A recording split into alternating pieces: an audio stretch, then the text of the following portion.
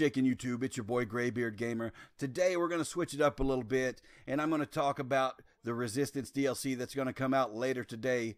When my video drops, it'll be Tuesday, and I would anticipate the DLC is available sometime between 10 a.m. and noon on Tuesday the 23rd, and that's in my time zone, which would be Central Standard. Before we get into that, though, make sure you smack that like button. If it's your first time viewing my channel, we have lots of tip videos, best class setups, gun reviews, anything and everything that's going to make you the best CoD World War II player that you can be. So make sure you subscribe to catch all that future content. Let's go ahead and jump into the review of Resistance. Obviously, I haven't played it yet. I'm just basing everything off the trailer. And I have the trailer looping in the background because the things I have to say will probably go a little bit longer than the 2 minutes and 23 seconds of the official trailer. The first thing I want to talk about are the things that I like about it. The Volkstrom Gewehr, the AR. I like the storyline that said it's crafted together from spare parts. I like the way that the barrel slides as it's fired each time. I think that looks pretty cool. It is an assault rifle, and it just looks kind of cool. In the trailer, it looks kind of cool, and I like it. We have the Orso, which is the SMG. In the trailer, it says it's Italian for bear, so obviously it's an Italian SMG. I like the way it looks. Just gauging by looking at it, like I said, I have no experience with this weapon. It probably, in my estimation, will be very similar to the Peacemaker of COD's past. It'll be kind of a hybrid SMG AR, I think. That's just my opinion. I could be wrong, but I kind of feel like that's the way it's going to be. I kind of like that they're bringing back some game types of COD's past. Demolition, I think, is going to be fun. A lot of people like to play Demolition, and I think that'll be enjoyable for people to play. I like the weekly supply drops. I like the new uniforms. I like all the new content that they're introducing. I think all those things are positive, and anytime you introduce new content, whether it be weapons or uniforms, calling cards, emotes, any of that, I think that's a positive. But I want to jump into the negatives now. The Resistance Division, in my opinion, seems like it was more of an afterthought to Sledgehammer than an actual planned out, this is what we want to do down the road thing. Anytime you introduce a division whose sole purpose is to camp, it tears at the fabric of what Call of Duty is all about. Call of Duty progressed. Early Call of Duty's camping was very prevalent and it ran wild.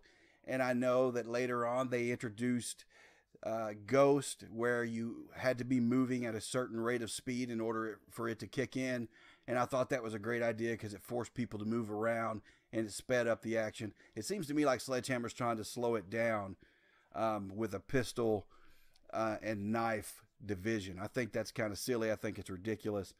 And when you look at the 1, 2, 3, and 4 levels of the Resistance Division, level 1 you get a pistol, tactical knife.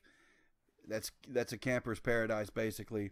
Scramble nearby enemies, mini maps. Again, that's going to encourage people to sit in the corner. Additional pistol attachment, that's not really anything to get excited about. And the minimap indicator of the direction of close enemies. So basically, if you camp in a corner with this division, you're going to have basically a Blackbird for your disposal, at your disposal. So I don't like it. I don't like the camping encouragement by Sledgehammer Games. I think it's garbage. We need to speed this game up a little bit and not slow it down. And I feel like this is more of a thrown together division than anything they actually planned out. And I think probably what's going to happen is you're going to see people not really use it very much. But I do wonder some things about this division, because if you're playing with a knife with the divisions we currently have, most people are going to run airborne and inconspicuous as your basic training skill, or you're going to run mountain so that you're quiet and you're off the mini map. You don't have the ability to be swift with this class. There's nothing in here that says you're going to move faster. So basically it is encouraging you to camp in a corner, and I don't like it. I hate it, as a matter of fact. But anyway, Sledgehammer has obviously shown that they don't really care what the community thinks.